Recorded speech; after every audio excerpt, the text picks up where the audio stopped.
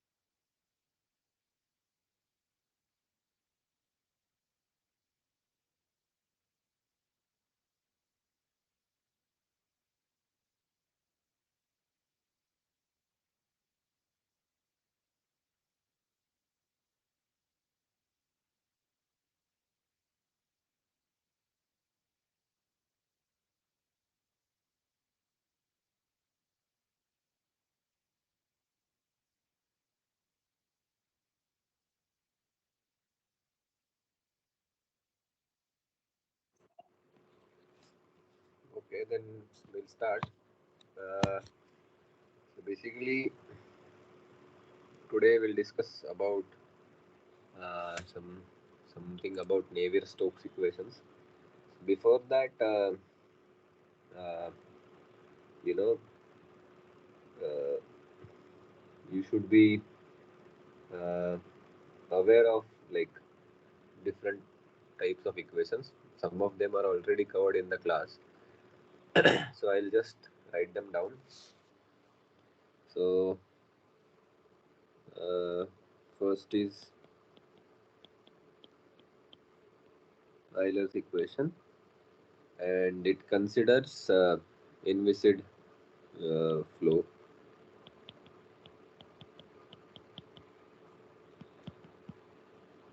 Inviscid means there is no viscosity. Uh, so in that case, you get the equation which is rho capital D by dt is equal to minus grad P plus rho g if there is a body force term of rho g. So this dv by dt, this is the total derivative. You can break it down into further parts.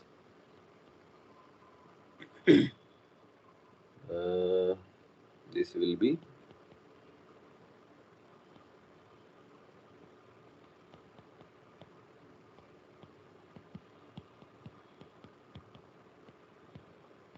so it's okay. I mean, there is no need to uh, worry about the form, vector form and all, but typically this is the what you call,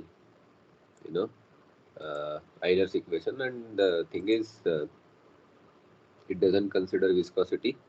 uh, so maybe in one of the classes sir had derived this thing, what you say, uh, you know uh, Bernoulli's equation, I think, from Euler's equation. That can be done. mm, Not Bernoulli. What was it? Yeah, I think Bernoulli only. Yeah, anyway, the point is this is the Euler's equation, and then there is one Cauchy's equation, but I mean, you get the formula for Cauchy's equation, uh, like mm, maybe I should not have taken the density out of the equation. Hmm. One second. Let me just check the you know the form of the Euler equation. If I take the density out of it, so basically it is incompressible because density is not the function of time or space in that case. Yeah, so maybe rather than rewriting, I can just put that this Euler equation is for incompressible flow.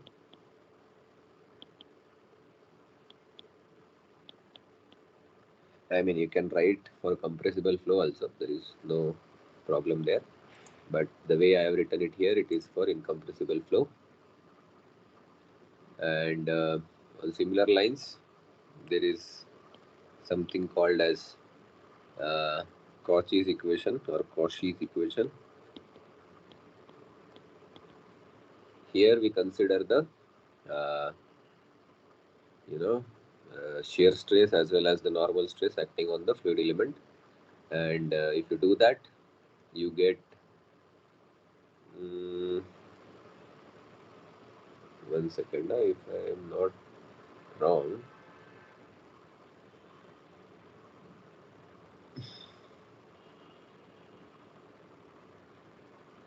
yeah, this Cauchy's equation, if I am not wrong, it has the following form, which is again for incompressible flow. Basically, in this course, we are typically dealing with incompressible flows, so that is the inherent assumption here. So if you do that, you get some sort of equation like this. Maybe you don't need to remember all this, but you should at least know what these equations are. Let me just clarify once whether the equation is correct or not. I have some doubt here. One second. I'm just cross-checking. So basically, the difference between Cauchy's equation and the Euler's equation is Euler's equation has this thing in it. What you say? Euler's equation considers inviscid flow, that is, there is no viscosity for the fluid, whereas Cauchy's equation considers uh, the viscous effects of the fluid viscosity.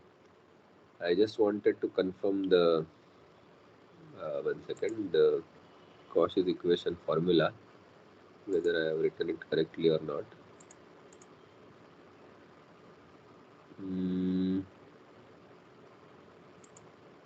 Yeah, Euler's equation is correct.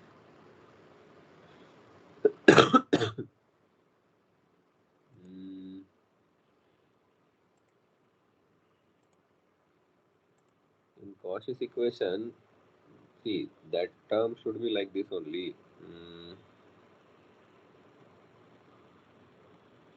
You know, oh, I should write it in terms of there should be rho here. This thing remains as it is. There will be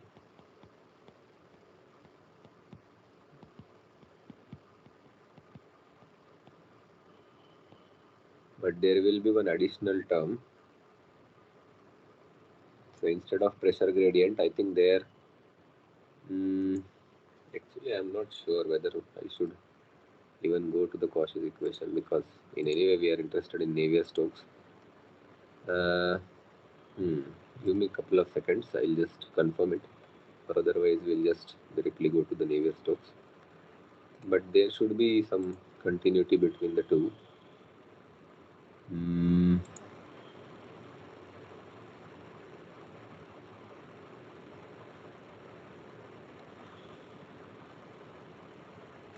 Yeah, Cauchy's equation. Okay, I'll write the form that was given in the class. So Cauchy's equation,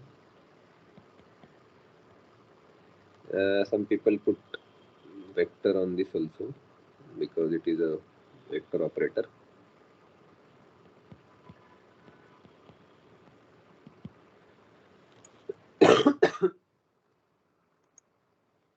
But here, like more than important, it's not the formula. So basically, here this additional term comes, and this is what called as the stress tensor. So for a scalar, you need to only define the magnitude. For vector, you only need to define, one second. Yeah, for vector, you need to define magnitude as well as the direction. But for tensor, you need to define both magnitude, direction, as well as on which surface it is acting, the stress. So that is what tensor is, second order tensor that is called. So this sigma ij, it is a Einstein's notation. So basically here I goes from 1 to 3 and j goes from 1 to 3. So there are total 9 components of sigma ij or del ij, whatever you want to call,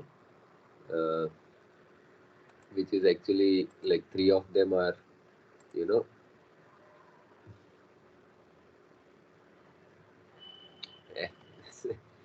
I had written it correctly only. I mean, like there are alternate forms of it, so it doesn't matter. But just for the sake of uh, you know uniformity, I'll write it in the same form. Anyway, so moving on. So this stress tensor is further divided into 9 parts, and I'm not going into the derivation of it. If you are interested, uh, you know, there is what you call on NPTEL also only. There are some, like for this part, I would refer some lectures by Professor Suman Chakravarti. I think it's fluid mechanics only course, but there he has given the whole derivation, which takes a lot of time to do. So anyway, the thing is, if you want to know that how do you arrive at this form of equation, the derivation is there, but it will take some time. So if you're interested, you can go back and check there.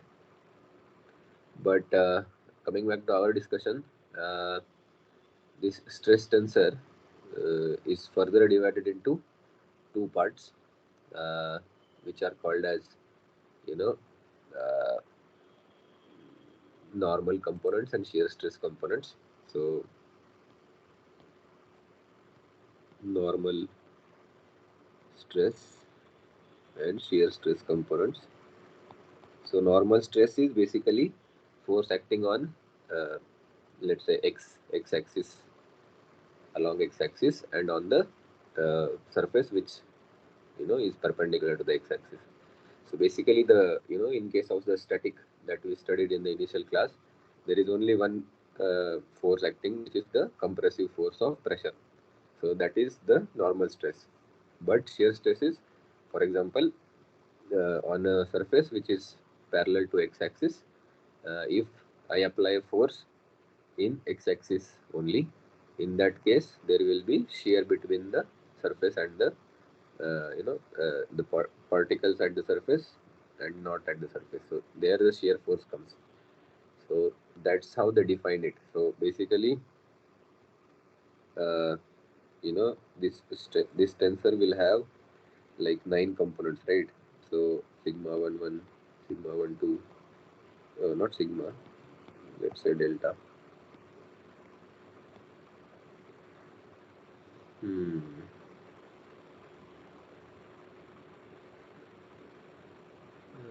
1 second. I have made a mistake. It's this Cauchy equation, right? This is mm,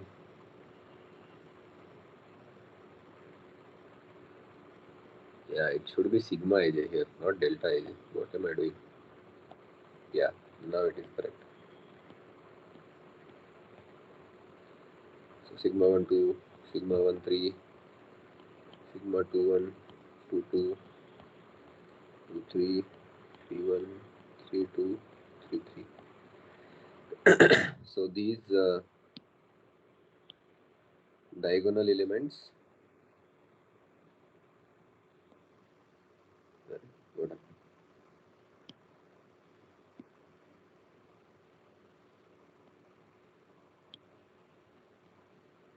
So these diagonal elements,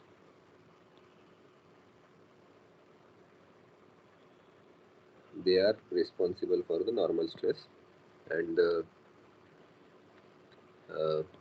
these non-diagonal elements, they are basically responsible for the shear stress. So basically you should remember that. And then you have like uh, under certain assumptions such as Newtonian fluid, incompressible flow, isothermal flow, you simplify these stress components, and you finally end up with simplified equations for the stress components in terms of their velocity gradients. So that simplification was done in the class only, so I'm not going to delve much there. But yeah, so basically, uh, you know, as I said, this sigma ij, they divided into two parts. So maybe I'll make this part smaller because anyway it doesn't have much. So this is your static pressure acting on a fluid element, and it is negative because pressure is always compressive in nature. This is your normal stress, and then you will have a component which will be uh, you know uh, shear stress component. So that will look something like this. This will be 2 del u by del x,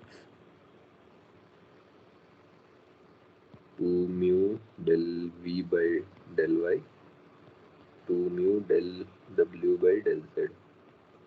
So these are the diagonal elements, and you will have symmetrical non-diagonal elements. Sorry, not symmetrical. This is a shear stress, so it will be not symmetrical. So basically, I'll just fill up the blanks.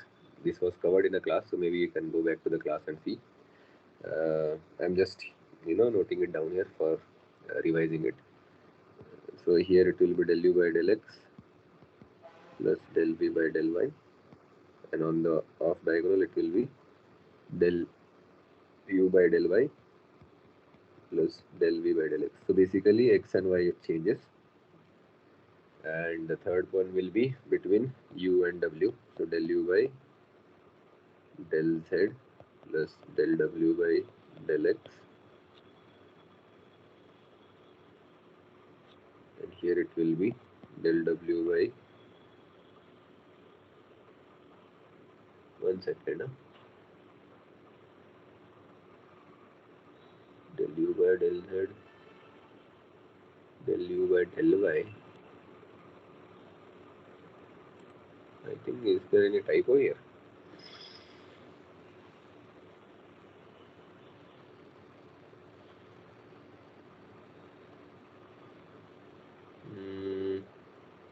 Will they be symmetrical? 1 second. I think there is one typo here. Let me just check it once.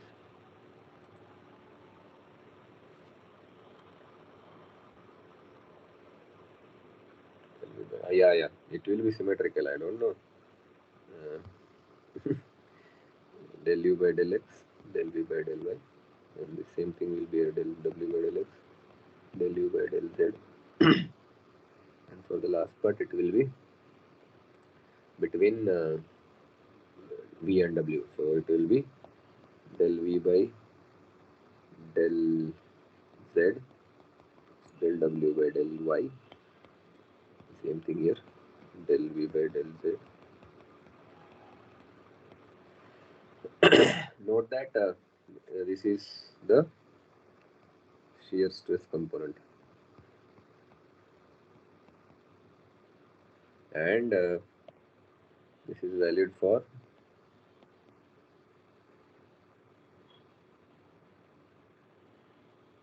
Newtonian incompressible and isothermal flow. So basically, under these assumptions, this expression is valid. And what else is there? I think after that we can go to the, maybe I should not have written this way. This looks very clumsy. So let me just number this equation as 1.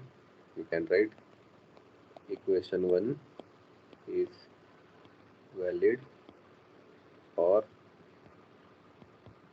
Newtonian fluid, incompressible,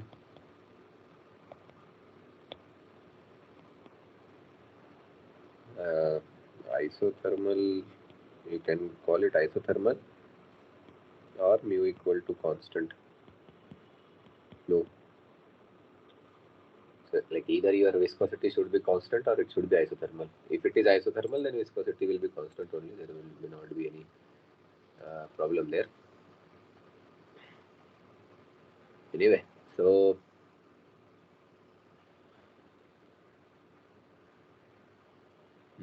I think this is it for the earlier derivations.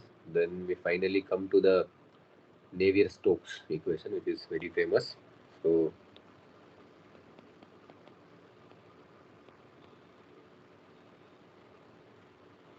Navier-Stokes equation for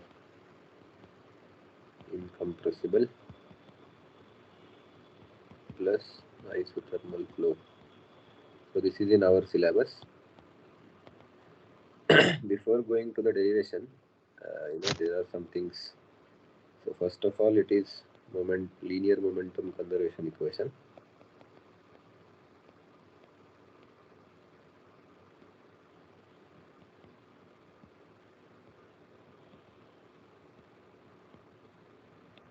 Then it is non-linear. So u basically in terms of velocity. I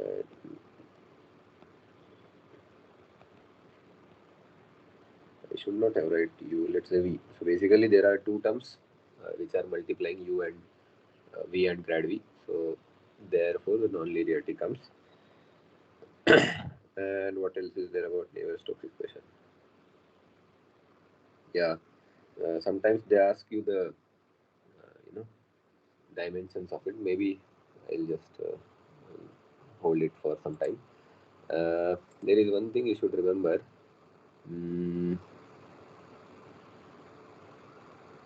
So I mean, it is not told here, but yeah, like incompressible flow is there. That is assumption that is given in the title. But other than that, there is some assumptions that it's a homogeneous isotropic fluid. Newtonian is also there. I'll just write some extra assumptions which are there. It's okay if you don't know them, or but you should at least be aware of them. Newtonian fluid. Actually, there is something called as Stokes fluid also, but I think that is out of the purview of this course. But Newtonian, this Navier-Stokes is valid for the Stokes fluid, because see that Navier-Stokes. Stokes is also one scientist, so he had also one criteria, but I think that is out of the scope of the syllabus. So can you say this ideal fluid, sir? Ideal fluid? What ideal fluid? Well, this homogeneous isotropic Newtonian fluid. No, no, There is it's no, it's not ideal, because when you consider Newtonian fluid, you consider viscosity,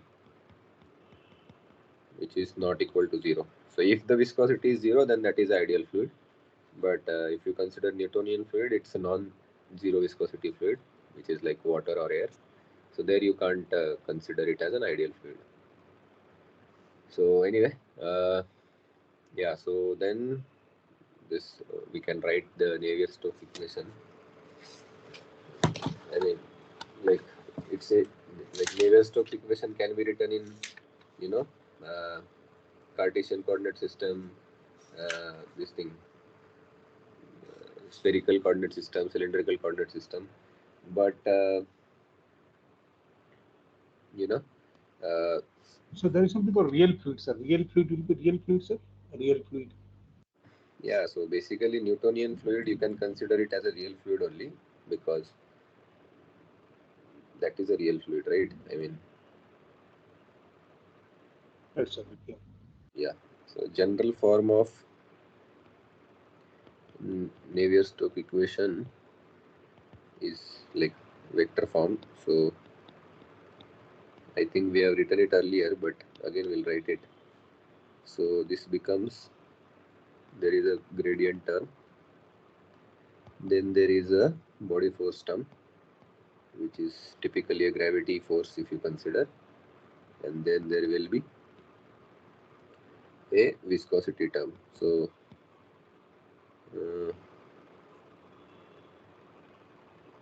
yeah, if I can write it as capital V. So basically, uh, this is the famous Navier-Stokes equation, and it has not been, the exact solution for the Navier-Stokes equation is not available. Only approximate solutions are there. Even using the CFD softwares, etc., you can't get the exact solution because it's a non-linear equation, and that is the reason it's very famous, because it is not yet solved. Anyway, so one common question that is asked in competitive exams is what are the dimensions of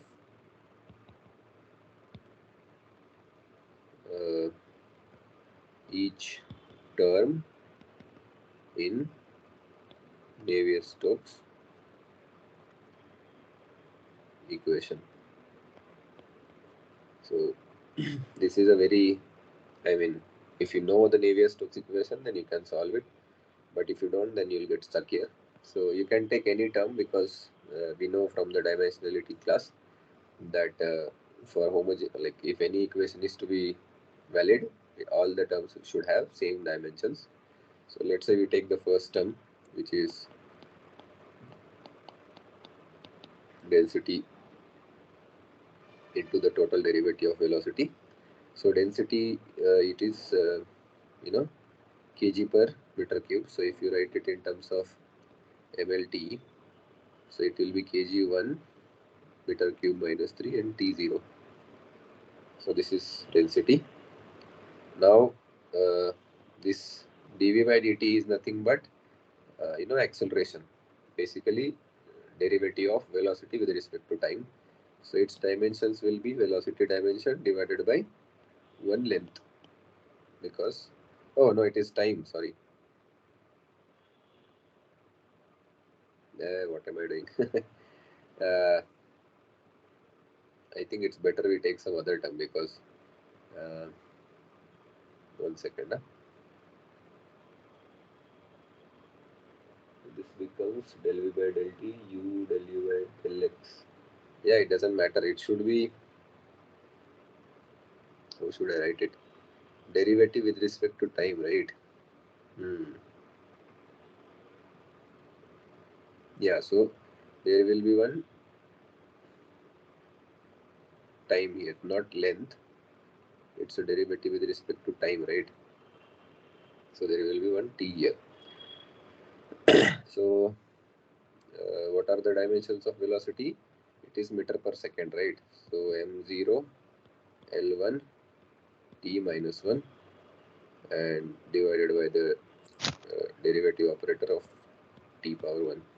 So if you solve it, there will be 1m,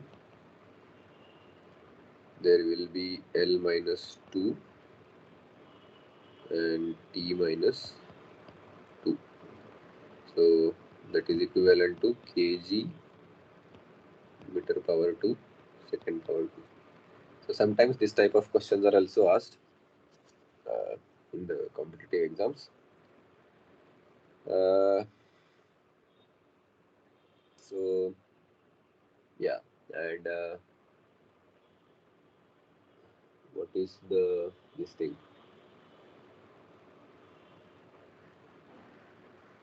What are the dimensions of?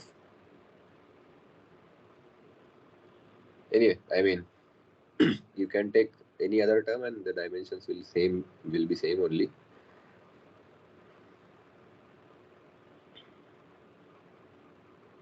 Pressure is Newton per meter square, right? Yeah, so I think it should be same.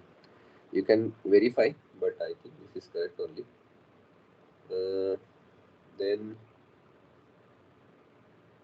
yeah, so this is one regarding the Navier-Stokes. And as I said, this is the vector form. The equation number 2 is vector form. It is valid in all coordinate systems, Cartesian, spherical, or you know uh, any other coordinate system. So we mostly deal with Cartesian coordinate system and you know uh, uh,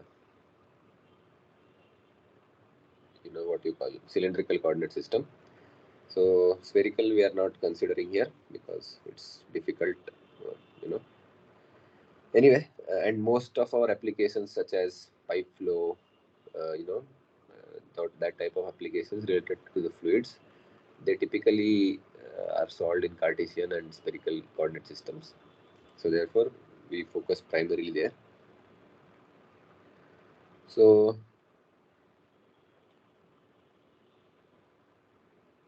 oh, I should have drawn like this because it looks like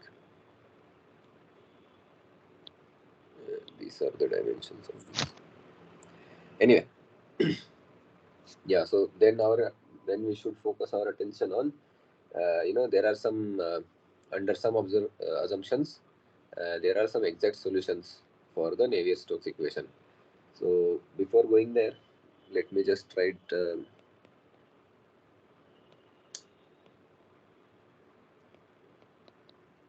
Navier-Stokes equation for 1D incompressible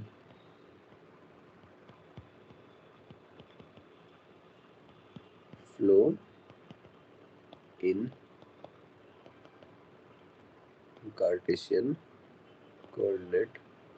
coordinates. That's it. Because most of the time we will be dealing with this only. So in that case, it becomes, yeah. So basically, for 1D flow, the dimensional, like I am considering, let's say uh, you know flow in a x direction only. So the velocity will be non-zero in x direction, which is u, and it will be zero in other directions, which are v and w will be zero. So that is one simplification. And yeah, then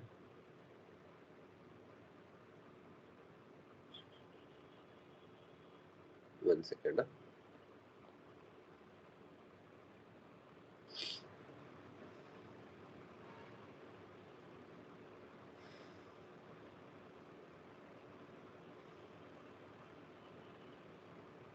Yeah, so that is there. So now let's take one example, which is called as, so there is a stationary wall here, and there is a thin layer of liquid in between. There is one plate at the top, which is a very large plate. So there is a fluid in between, and this plate is moved with some velocity u, and this is your coordinate system. This is your x coordinate and this is your y coordinate. So this is called as your wet flow.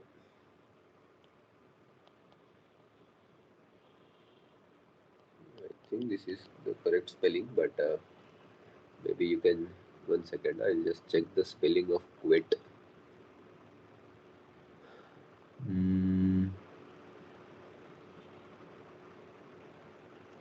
Oh, there is, oh, it's correct only. So this is the famous wet flow. So this is a top plate, and at the bottom there can be one stationary plate or stationary surface. It's up to you, because anyway its velocity is zero at the bottom. So yeah, and you know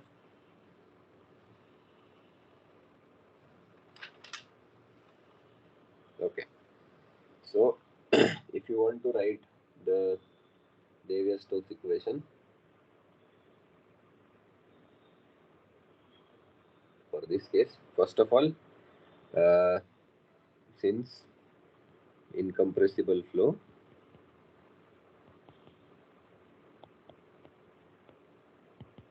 so here we know del u by del x plus del v by del y plus del w by del z equal to 0. This is our standard incompressible flow equation for Newtonian fluids.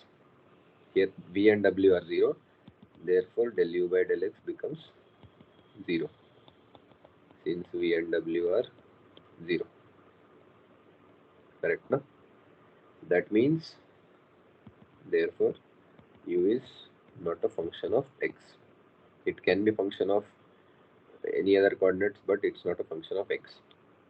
And you know here we assume that y direction is the relevant direction, because z direction is in the plane of the paper, and it is considered as very large direction. So variation in the y direction is important, and not the z direction. Therefore your velocity is function of y, since z direction is very very large than the y. Now now you write the Navier-Stokes equation for 1D flow. So it will be like this: del u by del x, v del u by del y plus w by. That part is not clear actually. That u is a function, is not a function of fx. Then u is a function of y. That part side is not very clear actually. Okay, I'll explain it. So basically, okay, I should write it properly maybe. So here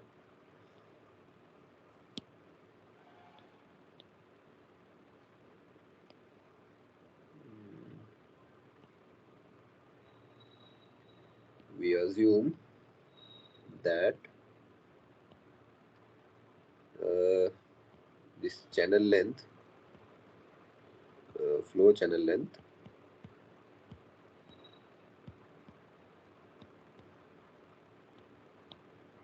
is in z direction. In z direction is significantly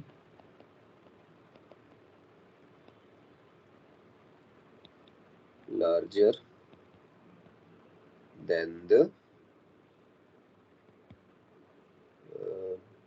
height of the channel in y direction. So that means your height of the channel, which is given as, let's say, h. This h is very small as compared to the width of the plate. So if you see in the perpendicular plane, the plate will be like this, no? So what I am trying to say here is, and this is your, let's say, velocity v at the top. So this plate will look something like this, and there will be fluid here also, everywhere. And let's say the width of the plate is w. So what I'm trying to say, that is that w, or maybe I can take b, because w we are using for z direction velocity. The b dimension is very larger than the h dimension. In this case, variations of velocity in z direction will be less significant than variation of velocity in y direction. Understood? So since your z direction is very large, we assume that velocity doesn't change much in that direction, but y direction is very small, right? So therefore there we assume that the velocity variation is significant, and therefore we assume that u is function of y and u is not function of z. Okay, so this is a typical assumption that is made in this type of flows. We will solve some numericals based on this. There you will realize that this is, valid assumption. So now, is it clear now? Yes, sir. Yeah. Okay. So now let's write the Navier-Stokes equation.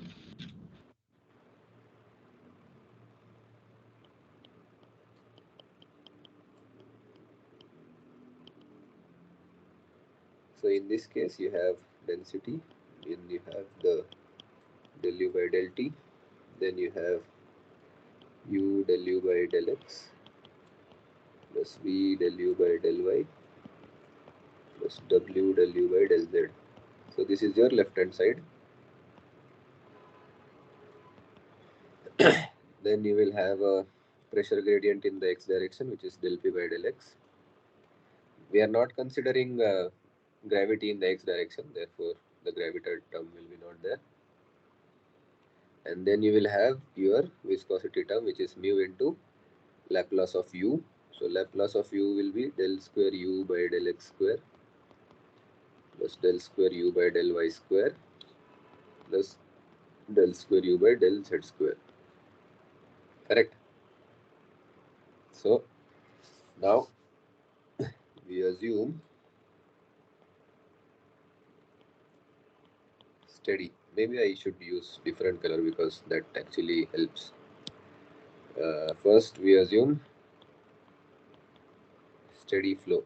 So in that case, the time derivative goes to 0. Maybe some other color. let's say green. Then we assume, and in any way, this V and W are 0, right? This V is 0, W is 0. So that is there. And U is only function of Y. U is not function of X. So therefore, its derivative with respect to X will be 0 and with respect to Z will be 0. So these terms go away. Also, since U is not function of, you know, X, this del U by del X term will also go to 0. You can see it here, right? From mass conservation, you got that. So after simplification, uh, what we get is, so on this side there is no term remaining, all terms go to 0, and this becomes del P by del X plus mu del square U by del Y square. Okay, what is del P by del X? It is the pressure difference between point 1 and point 2. So basically, along the X direction, when the fluid flow is happening, what is the pressure gradient taking place?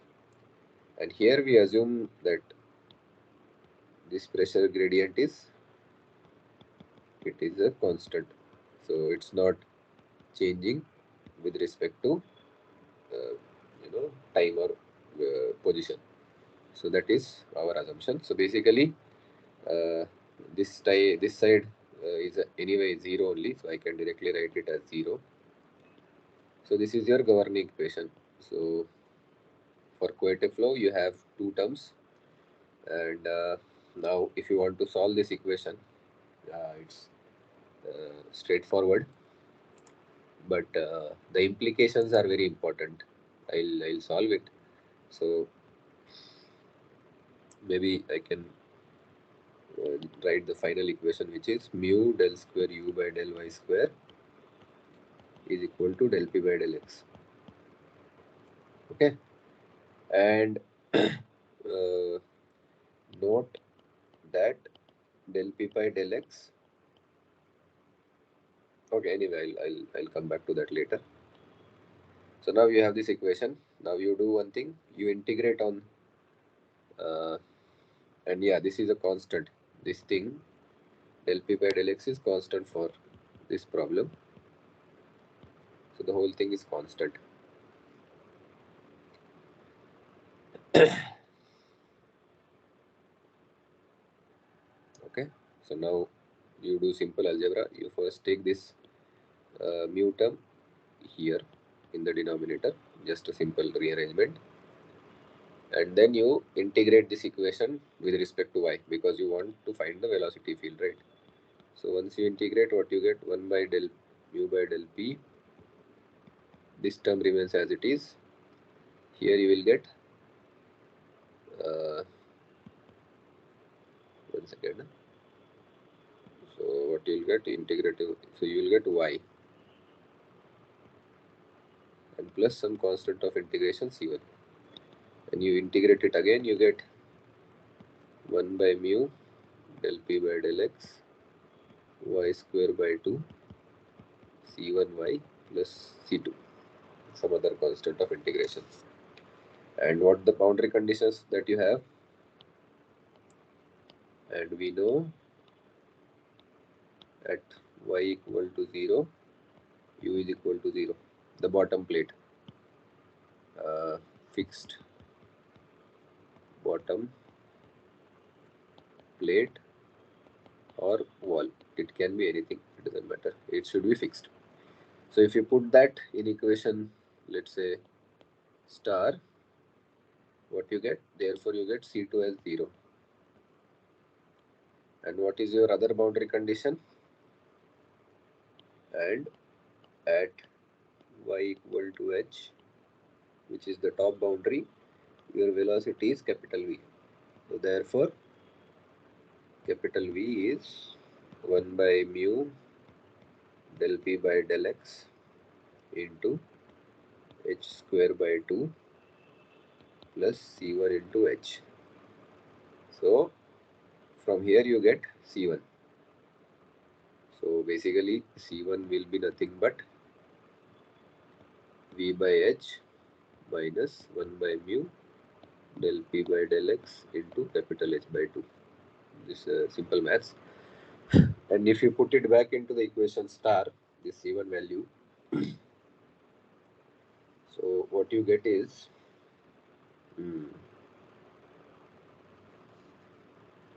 therefore you get U equal to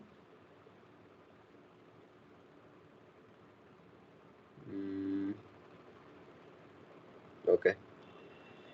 So you will have 1 by mu term as it is, del P by del X, y square by 2. This is the first term as it is. And then you will have Vy by H minus 1 by mu del P by del X into H by 2 into Y. So if you take the terms which are, having del P by del X as common, so you will have Vy by H plus 1 by mu del P by del X into, you can take Y by 2 also common, and you will have Y minus H.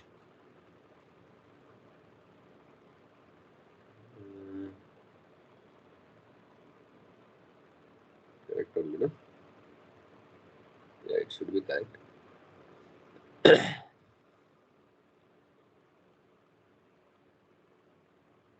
Yeah.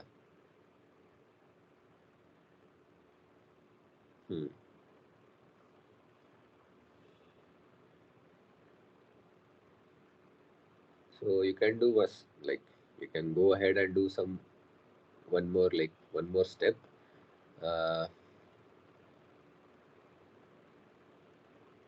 Let's say,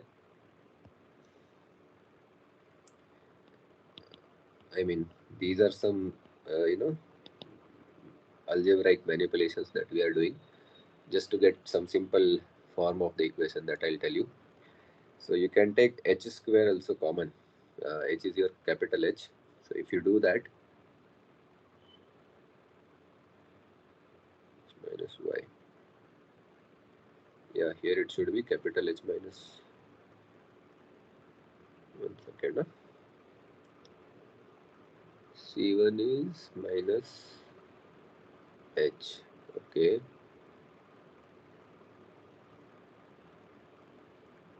Y by H minus, oh, yeah, it was correct only. This is H minus Y. No, sorry, Y minus H, which was there earlier. Don't worry. So you can do one thing. You can take H square common. If you do that, what happens?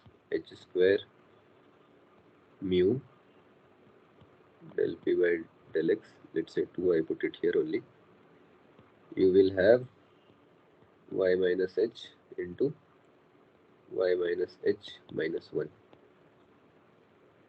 And further, if you just simplify it, you can take the minus sign out. It becomes H square by 2 mu del P by del X Y by H minus 1 minus Y by H. This is multiplied, not minus. So basically, you get a nice form for your velocity term. You can do one more thing. You can take the V common and you can divide the whole thing by capital V. So what will you So have here? this Y could be any point between in H, sir, in that case? Yeah, so Y varies from 0 to H. So it can be any point between 0 to H. Okay? Yeah. Yeah. So if you do the manipulation, you get this form of equation. This form of equation is very well known because, like this special term you get here, So if you check the dimensions of this term, so h is meter square divided by, what is the dimension for viscosity? I think it is kg per meter per second, if I am not wrong. So you will have kg.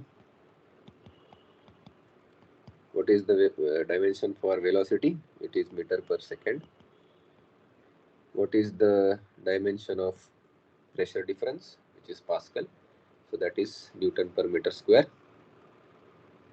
And Newton per meter square, Newton is mass into acceleration.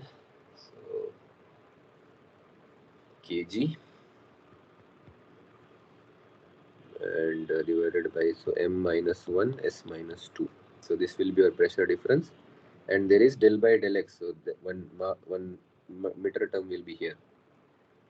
So if you do that, if you see, this kg gets cancelled,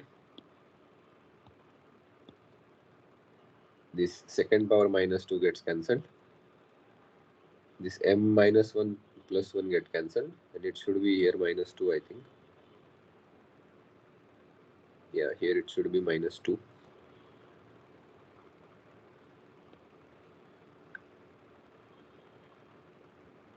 Because the reason is, I know it gets cancelled, everything gets cancelled, because this is uh, like we use, let's say capital P is your this term 2 mu v del p by del x.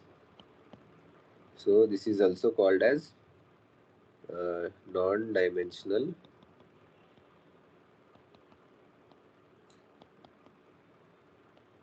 pressure gradient.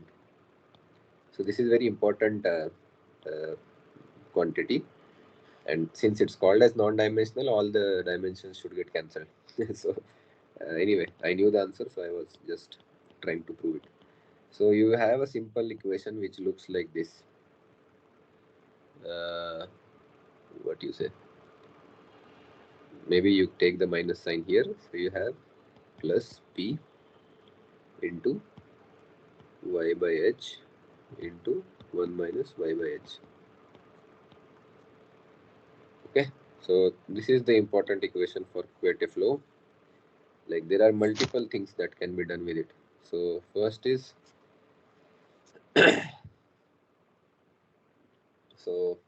so simple case.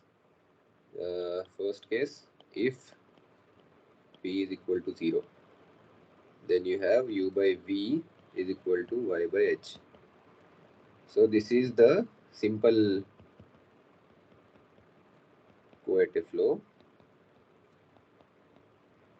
Simple.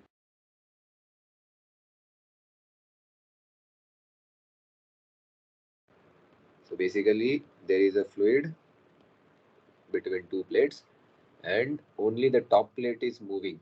There is no other pressure gradient, and in that case, you have a linear velocity profile. So in that case, if you plot, let's say if this is your channel of h height, and this is your u equal to 0 boundary, and this is your plate which is moving with velocity capital V. So if you plot a velocity profile here, it will be linear velocity profile, like this.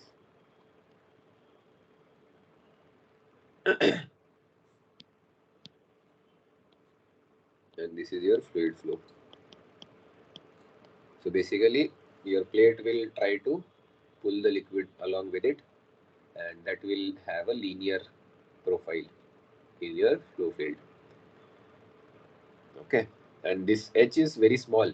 See, we have made one assumption here, right? That your velocity variation in z direction is less than the y direction.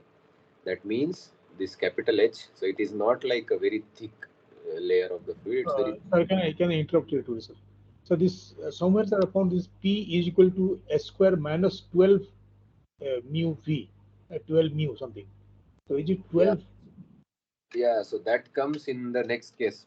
I'll come back to that. So what happens if you consider the top plate which is moving here, if you consider it as a stationary plate there also, then you get a different type of flow. We will come to that, but let's stick to this for some time. Okay. Okay. Yes, sir. Yeah. Okay. Yeah. So this is the simple Couette flow. But what happens?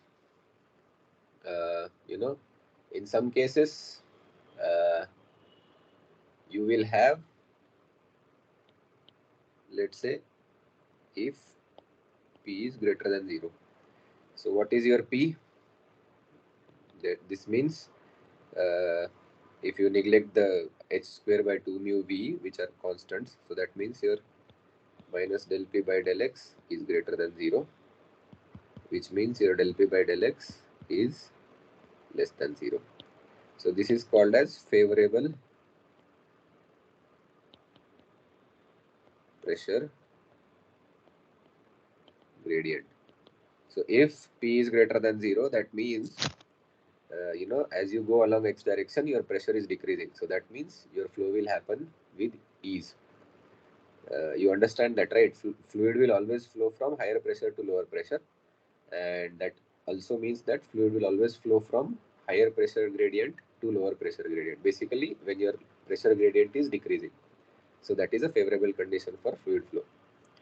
So in that case, you know, uh, your fluid flow domain will be looking something like this. So this is your top plate with v velocity, and this is your capital H height. In this case, what happens, if you consider any point here, this is your fixed surface, this is your fluid. So in this case,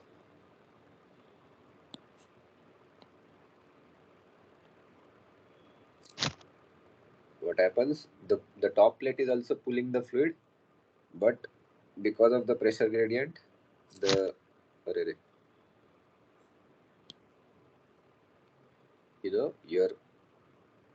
your maximum velocity will not be at the v, it will be somewhere in the domain. So it will look like something like this, the pressure profile. So your maximum velocity will occur somewhere here in the flow, not on the plate.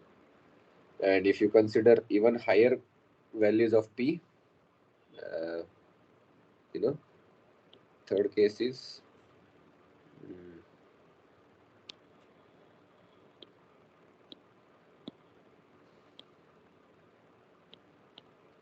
third case is if P is very high. So in that case, your del P by del X will be very very negative.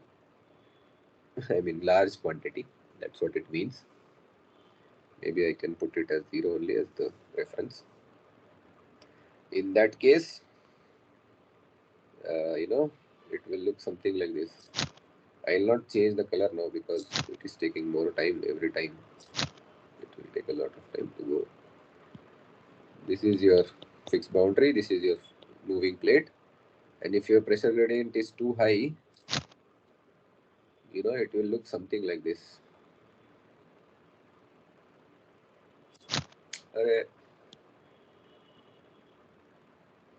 Yeah, something like this. So that means the center part or the bulk of the fluid which is not at not close to the plate, that will have higher velocity than the plate itself.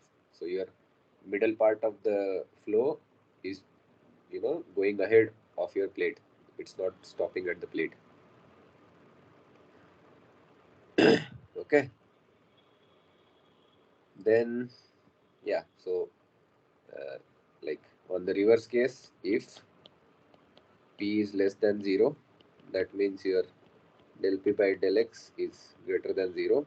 This is your adverse pressure gradient. So your flow is not happening favorably. There is a higher pressure downstream. So If that happens, the flow typically looks like this, or the velocity profile in the flow typically looks like this.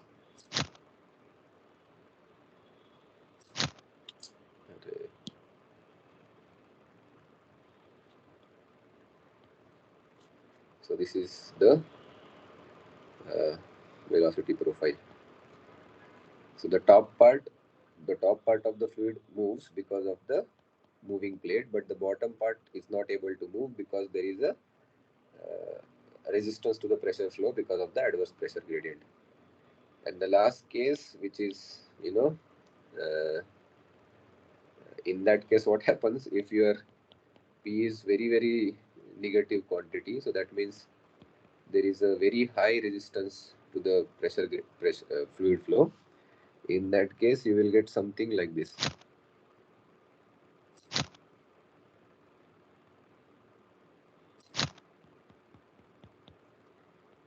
So this is your velocity V. The plate is moving in that direction, but because of the very high adverse pressure gradient, you will have some part of the fluid will be moving in the opposite direction and some part will be moving in the forward direction like this. So this also happens. So this is called as flow reversal. I mean, not the full flow reversal, but partial flow reversal. So there is one very famous question here, which is asked. Uh, I mean, uh, so this is like the typical pictorial representation. But coming back to, let's say, this equation number circle, if we say, uh, the question that is asked is, at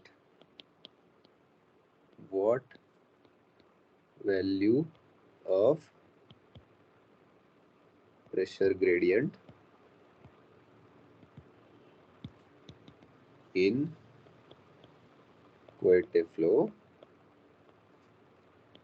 the average velocity across the flow channel will be 0. This is a very tricky question because not many people know about Coite flow in this way. People just assume that it's a very linear profile and simple type of thing, but this type of question is also asked from here. So what is basically being asked is, what is the average velocity when the average velocity is 0? So basically it is asking you uh, at what, it is equivalent to asking at what del P by del X U average is equal to 0. So now the question is, what is U average? So we know that U average, if you consider, mass balance, we did this in the pipe flow earlier, so you can go back and take a reference from there. And what is the cross-sectional area for this flow? The height is h and the width is b, right? So you can write velocity into the area, total area, that will be equal to integration from 0 to h of your local velocity into the local area, which will be b into dy if you take a elemental length in the y direction. So we know capital B is constant, so it goes away. So basically your U average is 1 by capital H integration 0 to h u dy, and we want this to be equal to 0, right?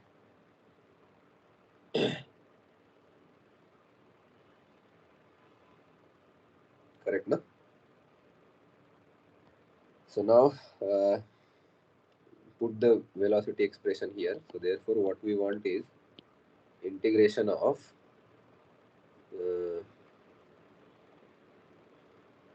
what is the U expression?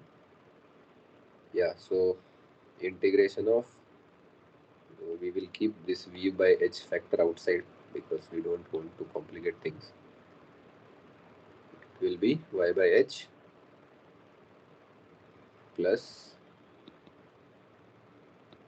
p into y by h into 1 minus y by h dy equal to 0. So this v by h factor doesn't matter, it will go away anyway. So in that case, now we have to do the integration. So therefore, y integration will be y square by 2.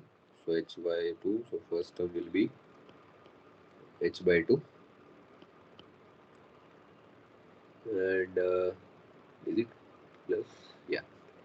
Then there will be plus p term will be there. Now y by h, again it will be h by 2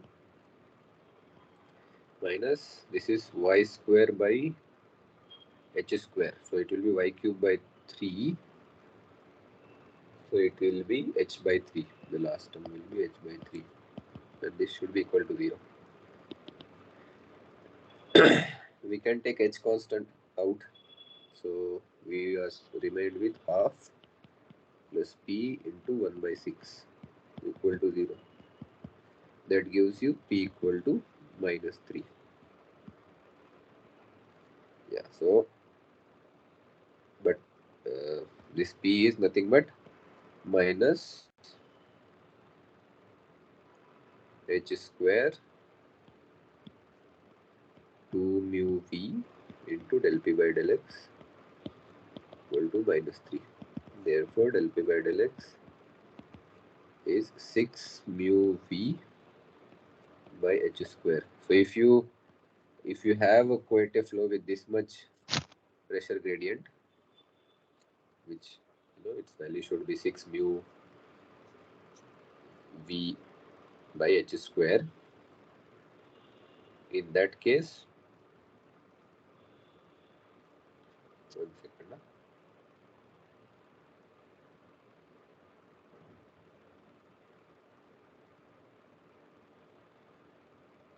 Yeah, in that case, some of your flow will be going in the backward direction, some of the flow will be going in the forward direction, and the average will be 0. Okay.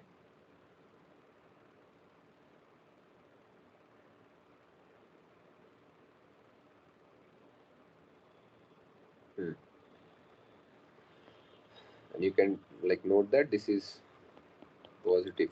So mu is positive, v is positive, h square is positive. So del p by del x is positive. So that is there. One more question that is asked is,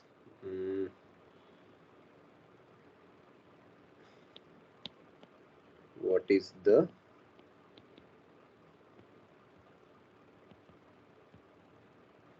maximum and minimum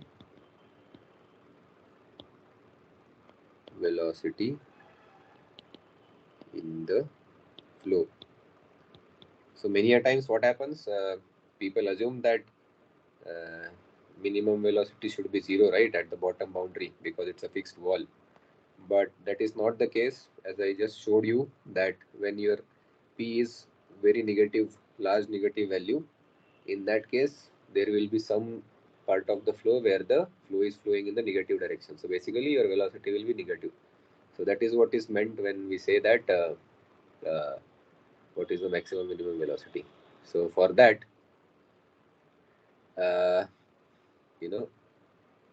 again it's similar to the typical case. What you have to do is you have to calculate del u by del y and equate it to 0. And if del square u by del y square is greater than 0, that gives minimum velocity. So the reversal of this flow may be happening when there is there is no flow in the stream in the river, something like that. Is it not open channel? Pardon? What is the question? The reversal of flow will be happening if there is no flow in the river, like the open channel. There is open channel, and there is no flow. Like the flow is there is no flow from the upstream side. So in that case, flow may be reversing. I don't know how it happens. naturally how it happens. So that is a different fluid. That is a problem, like different problem, because if you consider open channel flow, there you don't have a capital V velocity at the top, right? Typically, we assume that like the top flow or the top surface is at the rest. So there you will not have such expressions because your boundary conditions will be different, right? So this boundary condition that we used at y equal to h, u equal to v, so you cannot use this. So you have to use that at y equal to h, u equal to 0. And in open channel flow, typically the height is very large, right? I mean, if you consider a river or lake, the height is like the y direction is very high. I mean, you cannot apply this analysis there because this analysis is valid for case when your height of the flow is very small as compared to the length and width of the flow channel, like that. So uh, there some other physics may be applicable for the case of river flow or something like that. So coming back to this, I'll not solve this because it's a straightforward math. I'll give you the answer. So if you take the velocity expression and differentiate it once and equate it to 0, you get y by capital H equal to 1 by 2 plus 1 by 2p. So if you equate it to 0, what you get? Uh, what do you get? So that basically means 1 plus 1 by p is equal to 0. So that means p should be minus 1. Okay. Am I correct or am I doing something wrong? 1 second.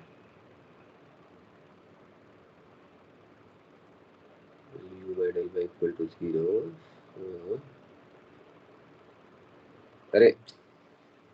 So, this is the condition Correct. that so this is the condition that we get after we do the equating to 0. We don't no need to equate it to 0 again. So anyway, yeah. So now the question is, you want minimum velocity or maximum velocity? So now you have to take the second derivative. Maybe I should have written the first derivative itself only.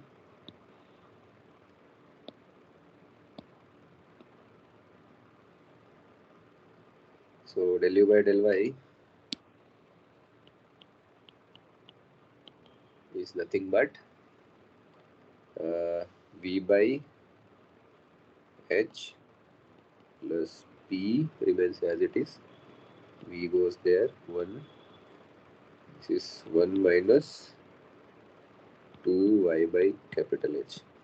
And if you equate it to 0, you get the this condition, y by h is equal to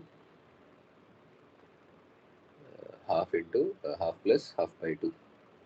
Okay. Now you can take one more derivative. So that becomes del square by del y square. First term is constant, goes away. This pv by h remains. And in the bracket you have minus 2 by h. So this basically is minus 2pv by h square. So if p is greater than 0, del square u by del y square is less than 0. That means maximum velocity you will get. And if p is less than 0, that means del square y by del y square is positive. In that case, you will get the minimum velocity.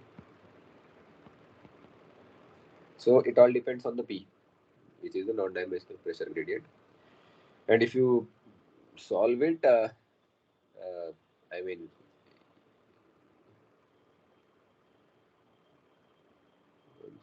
says greater than 1. 1 second. P is greater than 0.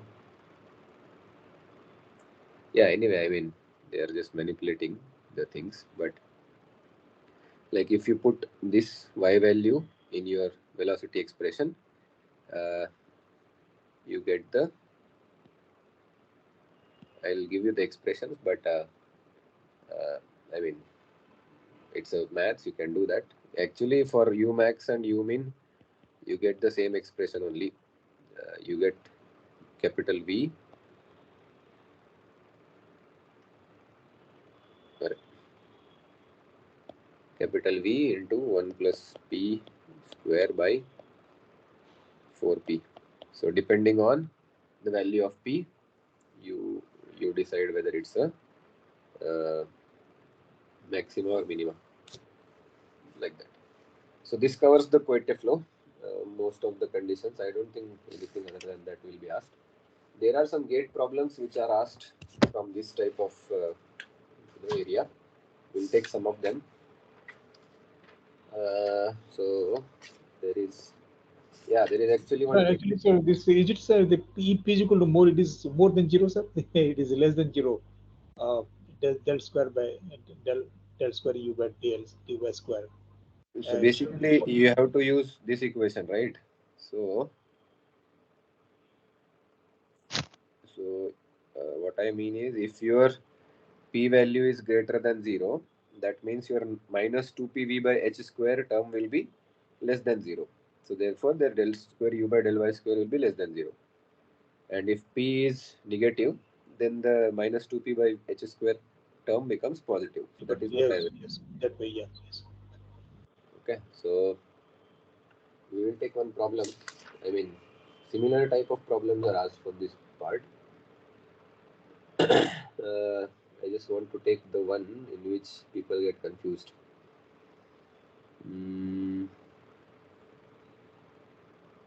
Yeah, 1 second. So like here, okay, maybe I'll give the problem first and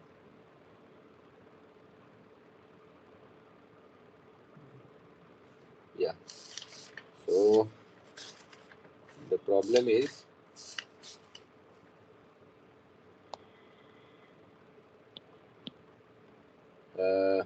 you have a bearing. I hope all of you know what the bearing is. Otherwise also it's okay. So like there is one bearing hole, and inside it there is a shaft.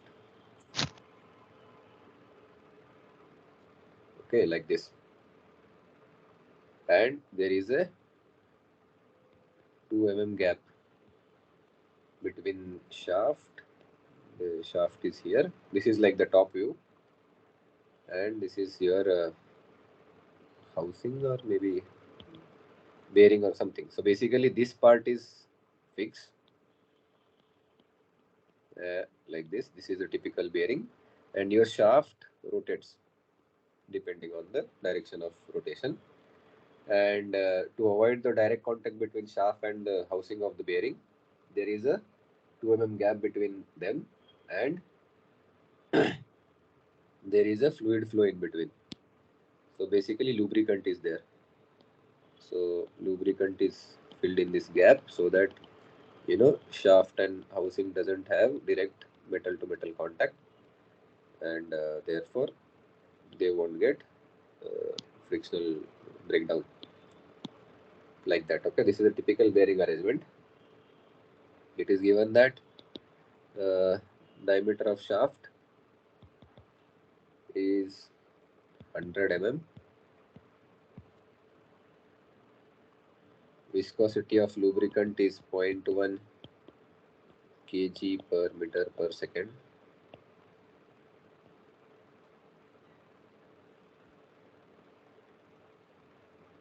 And you need to find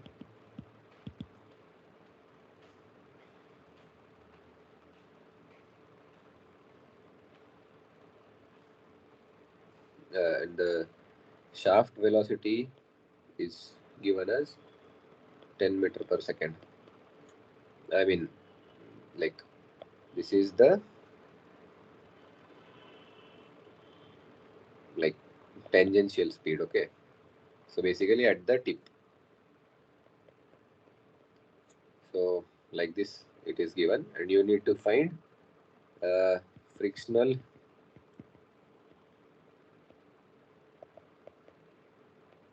resistance force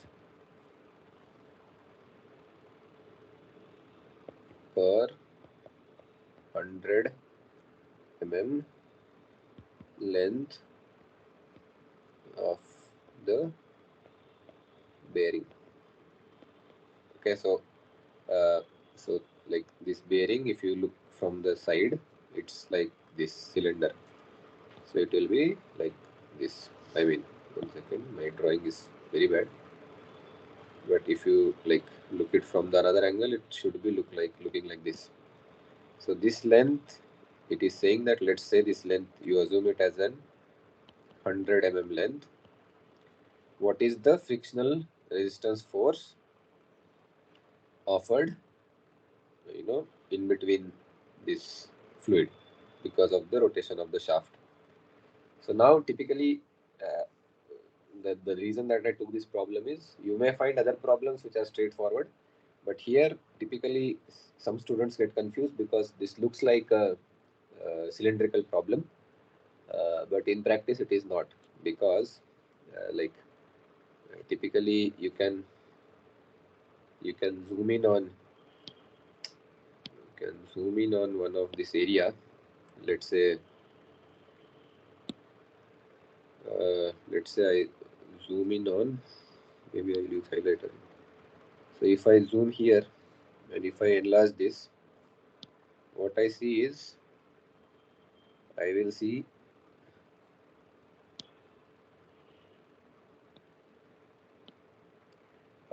very small gap, and fluid is flowing. Let's say this is the fluid and this is your housing surface, so here velocity is 0, and this is your shaft, so which is moving at some v equal to 10 meter per second, and this height is very small, which is 2 mm, because the diameter of shaft is 100 mm. So as compared to the radius or diameter of the shaft, this gap is very small. So here you can assume that this is equivalent to a Couette flow. So simple Couette flow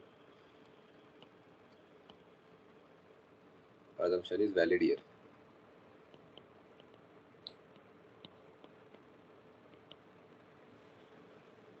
So now the problem becomes simple, because we know that when there is no pressure gradient, there is a linear velocity profile in the small gap. So therefore we have uh, velocity, which is velocity profile, which will be nothing but just a function of v by h. And okay, so this is your x direction, this is your y direction. So same as what we did, right? So now it is asking, like how the question asks us linear velocity profile. The question is asking us frictional resistance. So for that we need shear stress, right, between the uh, shaft shaft top surface and the fluid. So basically, then the problem becomes simple, because you just assume that we know that uh, tau is nothing but mu into del u by del y, right? And here del u by del y is nothing but equal to, you can assume that, you know what you say, this is equal to capital V by capital H. So basically, for such a small thickness, you assume that your velocity gradient is nothing but your actual velocity at the or like the maximum velocity at the top divided by the thickness. And then you have all the data given, which is 0.1 into 10, and the height is 2 mm, right? So this gives you 500 Newton per meter square. So this is your shear stress. Now what is your shear frictional area?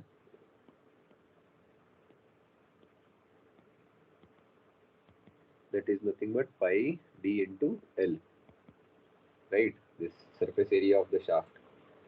So that is also given, pi 3.14 into diameter is 100 mm, so 0.1 meter into length is 100 mm, that is again 0.1. So if you do the calculation, you will get 0.0314 meter square, and therefore the frictional force F is nothing but tau into, let's say, this area. So 500 into 0.0314, this is 15.7 Newton. So this is your answer. I mean, once you know the trick, the problem looks very simple here. But yeah, so wherever there is a very small gap, you can assume the Coete flow and you can solve it. So it is asking per 100, like a per 100, like 0.1, right? Okay. So 0.1, this length is there. So this is your length basically. So there is another, like, I mean, on similar lines, you will find many problems. Excuse me, sir. Yes. Hello. Yeah, tell me. Shall we consider this average dia? Instead of considering diameter of the shaft, shall we take the diameter in between plus 1 mm? Mm, That is radius plus 1 mm. mm-hmm. The thickness of oil film is 2 mm. Mm-hmm. Where do you average? Oh, the area of friction you are saying? Yeah, area of friction. For that, shall we take this average diameter? No, because see, at the surface or the housing surface, which is the outer surface, the velocity is 0, right? There is no friction there. The friction is happening between the shaft, outer dia, and the fluid film. So if you want to calculate the area, you should take the shaft dia only. Okay. Yeah. So my point is, so similar problems you will get, like you will see many problems there. There was one more example was there. I don't remember the values, but it is similar only. So there was one inclined plane like this.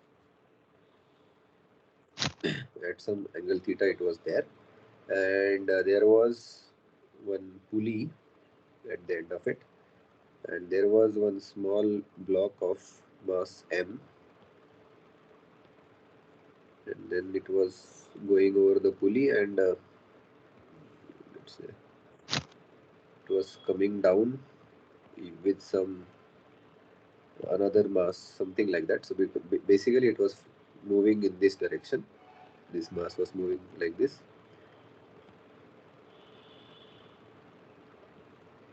and there was a small fluid thickness between the mass and the inclined plane. So there also we had to use this assumption, like if you zoom in on this area, what basically happening was uh, you have a fixed support with zero velocity, and the top part of your fluid film is moving with the maximum velocity, which was, let's say, some uv. So here also you have to use the Coete flow only to solve this problem. I don't remember the exact thing here, but basically if you draw the free body diagram, because see, when it is moving in this direction, when the mass is moving in this direction, there will be a frictional force in the opposite direction, right? So to calculate that friction force, you have to do the same calculation.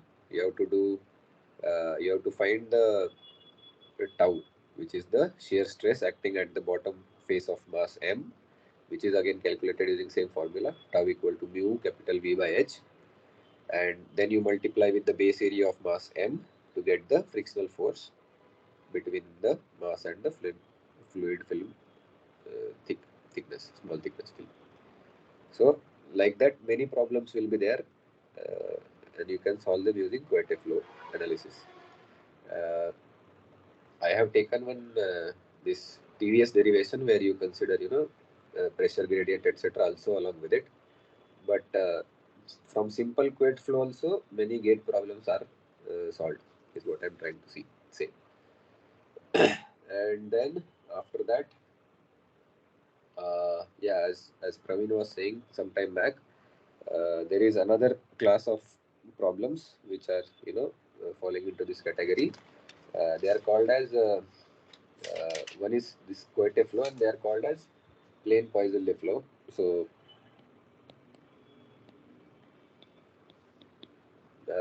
maybe my spellings may be wrong, okay, but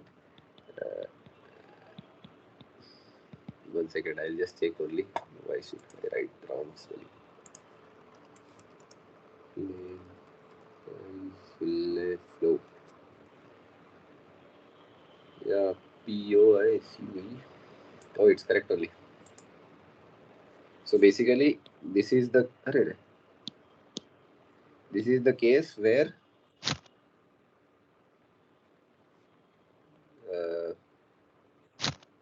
you have a fluid flow through channel and both walls are fixed.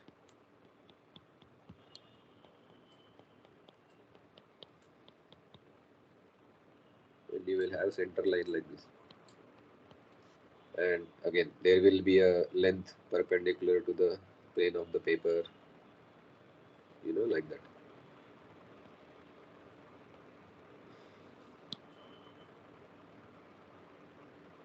So again, this will be your capital B. This will be your H, height of the channel, and the fluid flow will be taking in this direction like this. So again, same assumptions, same this thing, but here the difference is, here boundary conditions change, and here there is no moving plate, so the fluid flow will take place only due to the pressure gradient. So basically,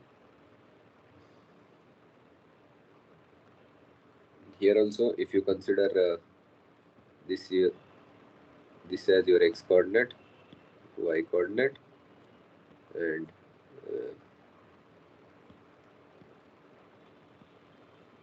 z coordinate, this, if you consider this as your coordinate system, the same analogy applies here also.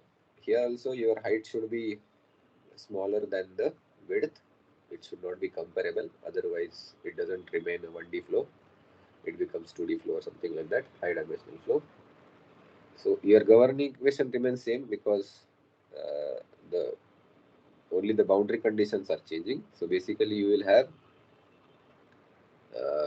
mu del square u by del y square equal to del p by del x equal to constant. So this equation is same as the Coite flow, only the boundary conditions are that at y, yeah, and for simplicity, because this is a symmetric problem, right? So if you observe the velocity profile, it will be symmetrical about the x-axis, and it should be.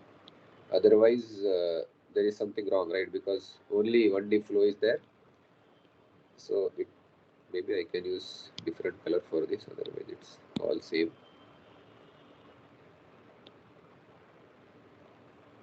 So if you look at the velocity profile, whatever may be the shape for it, but it should be symmetric. So typically what they do is they take y equal to 0 at the center, and the top boundary will be at y equal to plus h by 2, and the bottom boundary will be at y equal to minus h by 2. So like that, it basically it saves you from the pain of doing the calculations the hard way, since it's a symmetric problem. So if you do this way, so what are your boundary conditions? At y equal to h by 2, your velocity is 0, and at y equal to minus h by 2, your velocity is again 0 because of no slip boundary conditions. And then you integrate this equation, which is your let's say equation star.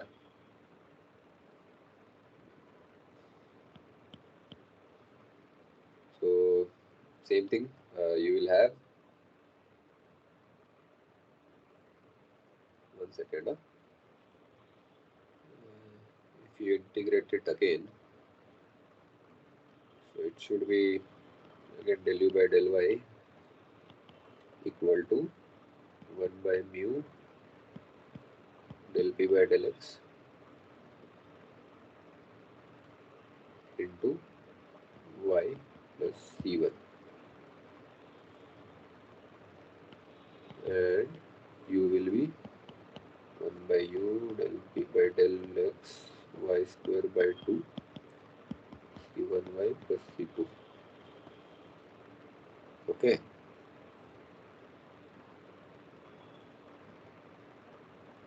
So if you put u equal to 0 at y equal to h by 2, you can't get the values of c1 and c2, right? Because I mean, like if you put u equal to 0 and y equal to capital H by 2 or minus h by 2, you get only one equation and two unknowns, which are c1 and c2. So you can't solve this. So what you have to do is, since we know that it's a symmetric problem,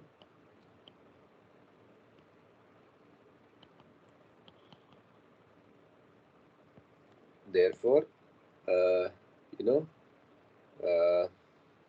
u at 0 minus must be equal to u at 0 plus. So basically what I'm trying to say is, if you consider the point which is at y equal to 0, maybe I should write it as u at y equal to 0 minus should be equal to u at y equal to 0 plus.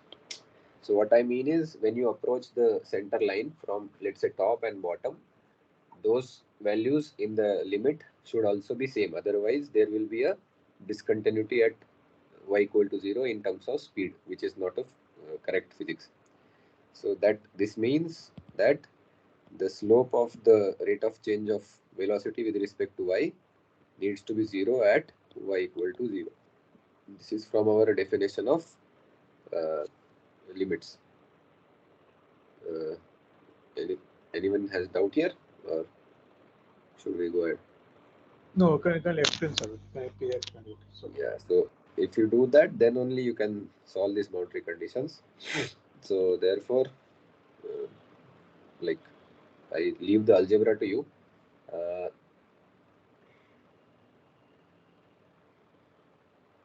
I'll just give you the final form. Sir, can you repeat what you told just now? Sir, can you please repeat what you told just now? For next 1 minute. Yeah, I'll do that. Just give me 1 second. I'll just give you the final form of the equations, because it's same algebra that we did. So basically, like, if you, let's say, maybe I'll draw the, let's say this was your let's say this was your channel, okay, of height h. Both ends are stationary, are at 0 velocity, and this is your center line. So if you let's say zoom in on the center line part, and if you, let's say, expand it, and see in a bigger view. So what you observe is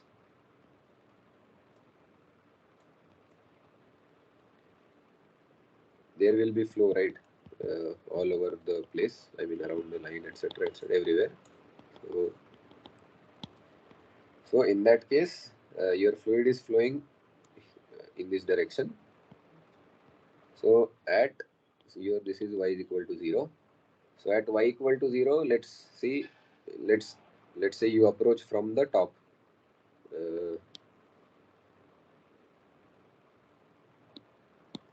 So let's say you approach from the top. So when you reach point very close to the center line, you will have certain velocity, right? So this will be your velocity at y, which is just greater than 0. That is what I mean by y 0 plus. And let's say you approach the center line from the bottom, from this direction, and you reach very close point to the center line. That point will also have some velocity u at point which is just below the 0, which is y is 0 minus. So in the limit, these two values should match, right? Otherwise, at y equal to 0, there will be different speeds. And we know that for any physical flow, any point will have only one speed. Whether it is 0, greater than 0, less than 0, that is another question. But any point must have only single value for its velocity. And that is possible only if these two values of u at y equal to plus 0 or 0 minus, they match. And what does it mean? That there is no change of, so in this region,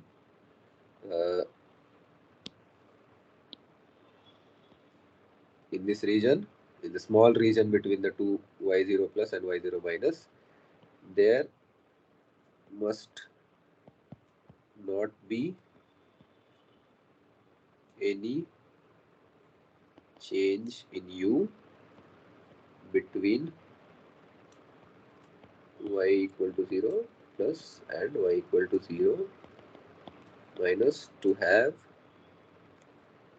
single value for flow velocity, single value for flow velocity at y equal to 0. And this is what it means, right? What is del u by del y? Del u by del y at y equal to 0 is nothing but delta u of rate of change of velocity at y equal to 0 plus minus rate of change of velocity at y equal to minus. I mean, rate of change is also there, but since we are taking at some y, are you convinced now? Or Convinced. Yeah. okay. Yeah. So for this plane Poiseuille flow, maths, I will leave it up to you. I just need to just check whether everything is correct. It looks like it, but just give me a second.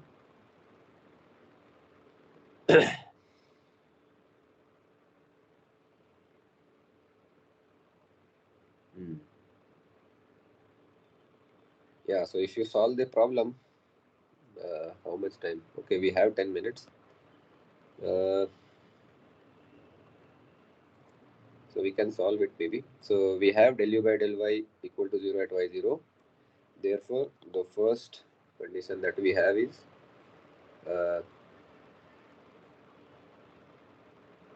C1 is 0. For del u by del y equal to 0 at y equal to 0. If you put this in equation of del u by del y, you get C1 equal to 0. And at, let's say, y equal to h by 2, you have u equal to 0. So that means your u, which is nothing but 1 by mu del p by del x y square by 2 plus C1 is 0, so only C2. And this y will be nothing but h by 2. So it will be h square by 4. So it will be 8 here, and this will be equal to 0. So therefore you have C2, which is minus 1 by, let's say, I'll keep 2 as it is. So it will be minus 8 mu del P by del X into h square. So you plug it back in the velocity expression. So what you get is, therefore you get U as 1 by 2 mu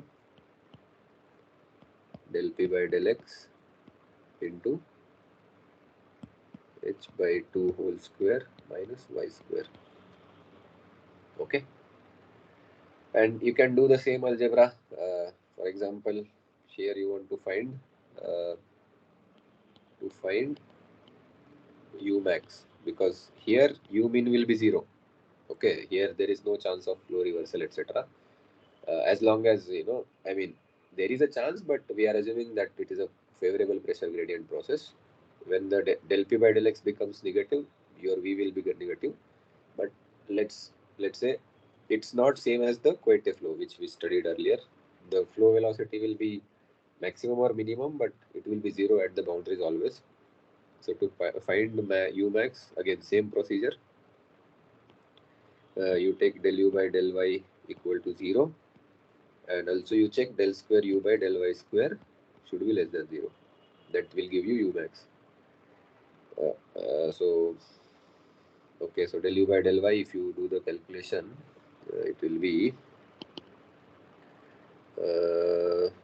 this h by 2 is a constant, so del U by del Y will be nothing but 1 by 2 mu del P by del X minus 2y, and del square by del Y square will be 1 by 2 mu del P by del X into minus 2. We know this is negative for favorable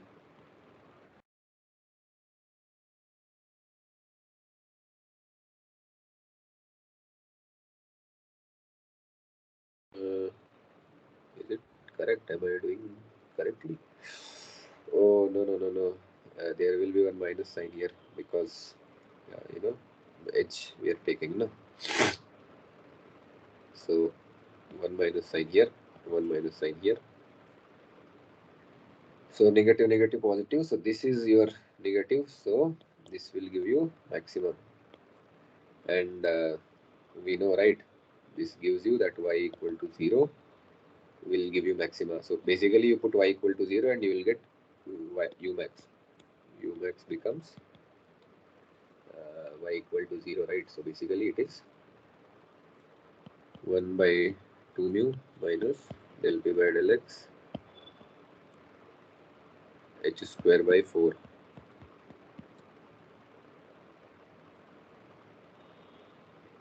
Okay. And same thing. Then you do U mean calculation, which will be nothing but 1 by capital H into minus h by 2 to plus h by 2 U dy.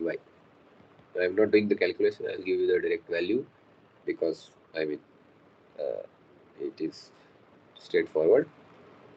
So this becomes minus 12 mu del P by del X into h square, and therefore here you have U max by U mean will be equal to 2 by 3 or 3 by 2, sorry, which is 1.5. This is also 1 mark question in many exams. Can anybody tell me what was the value of this ratio for pipe flow? We did, like, last couple of lectures we did it, right? Anyone? What is the question, sir? So here for a channel flow between two plates, we are getting the ratio of maximum velocity to the average velocity as 1.5. Yes. 1.5. Yes.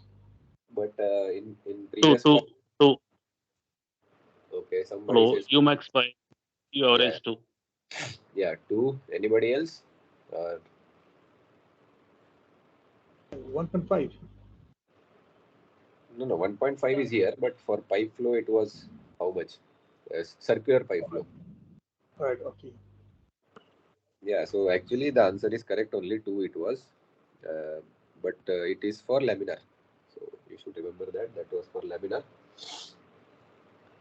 Anyway, We have similar questions, sir. I think Hello, this is hello, sir. This is also laminar, no, sir? this is Hello. also yeah, Excuse me, laminar, sir. laminar. This also for laminar flow, no? Yeah, everything is laminar. We are not going into turbulent. Yeah. Hello, sir. So I have one doubt. okay. Instead of taking the limits at the center of flow, the U is maximum. I am right, no, sir? Velocity is maximum at the center. Yeah, physically it is true, but Therefore, dou U by dou y is equal to 0 at y is equal to 0. yeah, but as we observed, in previous case where the top plate was moving, right? So there you cannot do that because there you don't know where it is going where. Here it is actually you can imagine the flow. So therefore it was pretty straightforward that del u by del y should be 0, and that is also correct argument. What you are Y is projecting. equal to 0. Yeah, that is also correct way of looking into it. But I thought I'll give you some other perspective. Same analogy is used in the heat conduction also, where you have heat source in the problem, Yeah. etc. So I yeah, think we have similar questions, sir. This what 1.5. I think I just put in the chat box just now. Just we have the same question here, and also the one you solved just now. Also the same question we have. Yeah. 1 second, I'll check.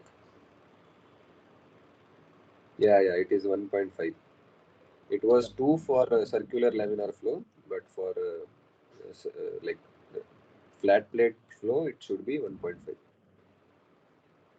And yeah, other things I leave it to you. Other thing is basically, basically I mean I can do it here itself only. So basically what we do is this u mean is there, u mean formula is there, which is 1 by 12 mu minus del p by del x into h square, right? So basically you write it as p1 minus p2 by L. So and you do the next leg of manipulations, and you have this Darcy friction formula, right? FLV square by 2GD. That is nothing but the delta P by rho G. So basically from here itself, this is your delta P term, right?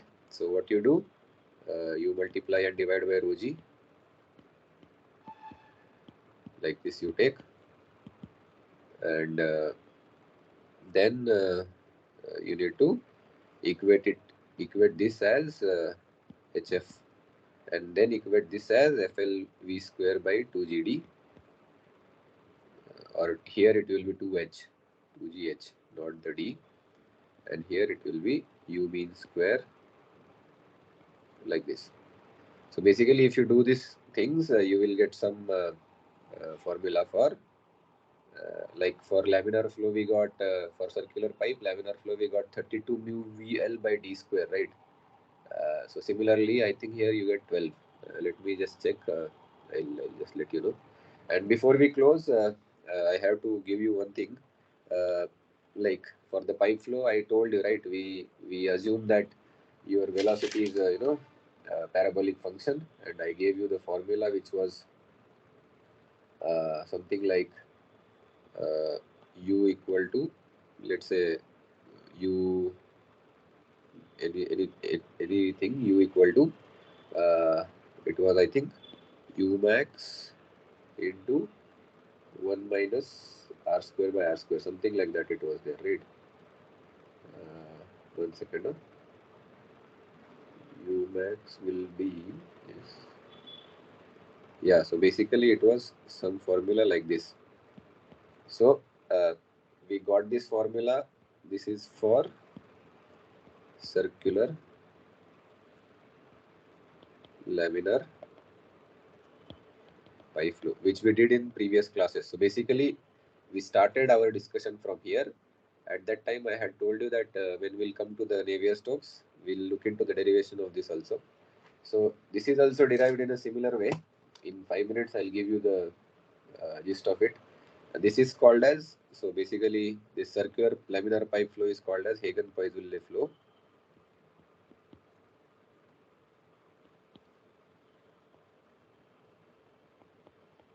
And basically what you do, you write the Navier-Stokes equation in the cylindrical coordinate system.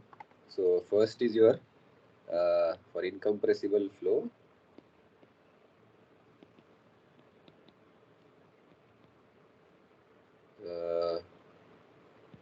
your mass balance in cylindrical coordinate system, it becomes like this: 1 by r del del by del r u sorry r into ur plus 1 by r del by del theta u theta, and then del uz by del z equal to 0. So this is your mass balance in cylindrical coordinate systems system. 1 second, I'll just finish that the last derivation. I'll just give you the formula for it and I'll go back to the second. Give me 5 more minutes. I'll just quickly finish this derivation because otherwise it will be lingering somewhere there.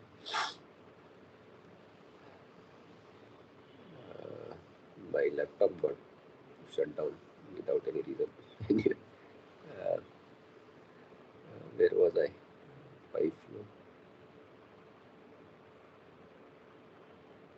Yeah, so if you do the calculations, you will get this HF as 12 mu V, or here I should write U mean, into L divided by. It's already given, sir. I think it is given already in the question. Oh, it is given, huh? Yes, sir. Okay. Anyway, so Pressure gradient by length is given. yeah. So that was for circular pipe. This is for flat plate flow between two flat plates. Anyway, we'll finish this. So same assumptions we make. We assume that let's say if this is your circular pipe, something like this.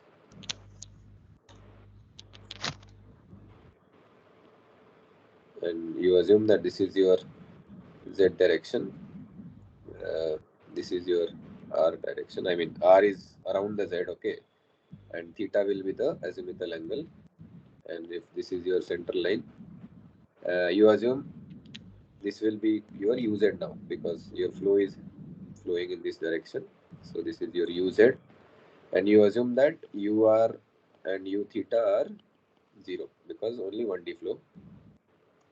So in that case, this mass balance equation essentially reduces to del uz by del z equal to 0. That means uz is not function of z. That is one observation. And then you write,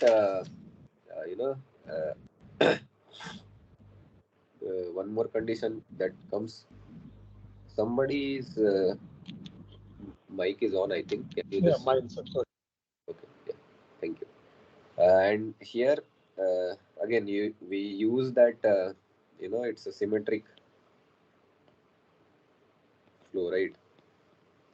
So therefore any parameter variation with respect to theta, any parameter you take, that is 0 because we assume that there is no variation of any parameter with respect to theta. Theta will be angle around this, something like around the z axis. And actually I should not write it this way. This is not entirely true. This should be here somewhere at the center. Yeah, because your R calculation starts from the center. At center R equal to 0, at periphery, it should be R equal to capital R. Anyway, so I mean, see, the Navier-Stokes equation you can write in R, theta, and Z directions, but R and theta directions are not useful for us. For us, the Z direction Navier-Stokes equation is important because our UZ is in the Z direction.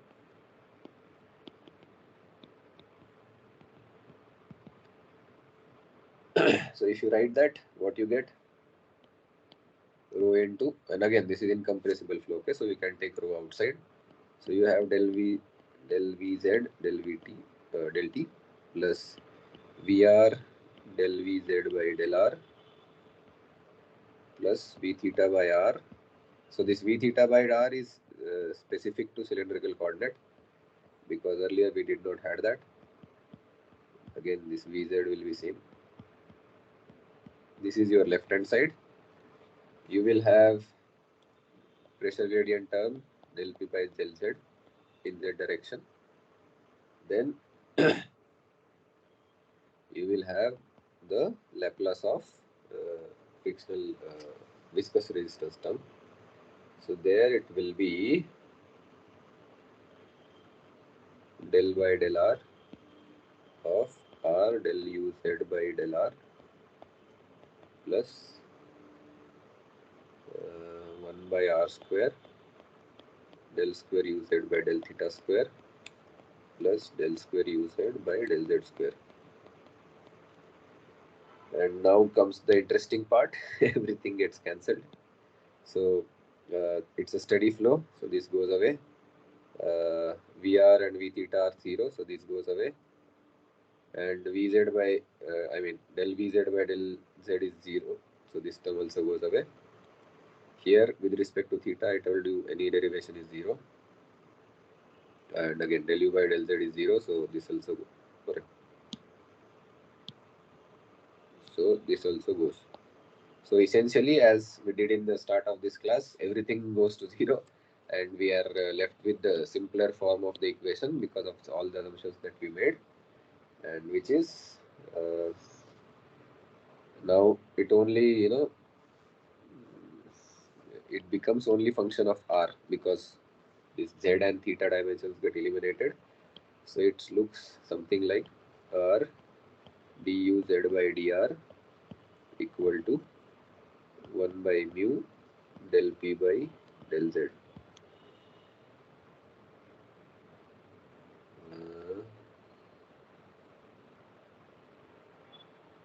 Correct only, no? 1 by R. Yeah, there will be one R here because of the manipulations that we did. And this becomes your important equation for pipe flow in cylindrical system. And then you do the same manipulation and you get R del U Z by del R as 1 by 2 mu del P by del Z. It should be del P by del X, right? No, Z only, no? This Z direction. 1 second. Yeah, it should be Z only. Del P by del. Yeah. So it will be R square plus C1. Therefore, you will del 0 del O del P by del Z into R plus C1 by R. And again, if you do one more time, you get 1 by 4 mu del P by del Z R square plus C1 ln R plus C2. Now you apply the boundary conditions. Again, we know that at R equal to 0, U will be maximum because of the symmetry. And that gives you that del U by del R at R equal to 0 will be 0. Similar to what we did earlier, right? In case of that this thing, plane Poisson. So here, from here you get C1 equal to 0. If C1 is not equal to 0, you will get some logarithmic behavior which is not correct. So that's why C1 has to go to 0. And you know that at R equal to capital R, which is the radius of pipe, U is equal to 0 because of no slip boundary condition. And if you put everything in the calculations, finally what you end up with is 1 by 4 mu minus del P by del Z into R square minus R square. So this was what we started our discussion of the pipe flow some classes back. So this is the reason, like this is the derivation behind it. I just wanted to let you know. And then you do all sorts of calculations which we already did. We do a U max, U average, and you get that U max by U min as 2. So like that. So other things, like tau wall is nothing but mu into del Vz by del R at R equal to R. So like that you can do the calculations, etc. So yeah, I think now we can stop here. Next class, I think we'll start with boundary layer. So if any other questions if you have, you can just ask me or we can stop. Yeah, and oil of viscosity 30 mm apart. Yeah, so I think Pradeep, you can solve the first question because we did the derivation. Yes, I showed you, sir. I understood your. Yeah. Thank Okay. you, sir. Yeah, so shall we stop? Sure. Thank you, sir. Yeah. Okay, thank you and see you next time. Bye. Sure.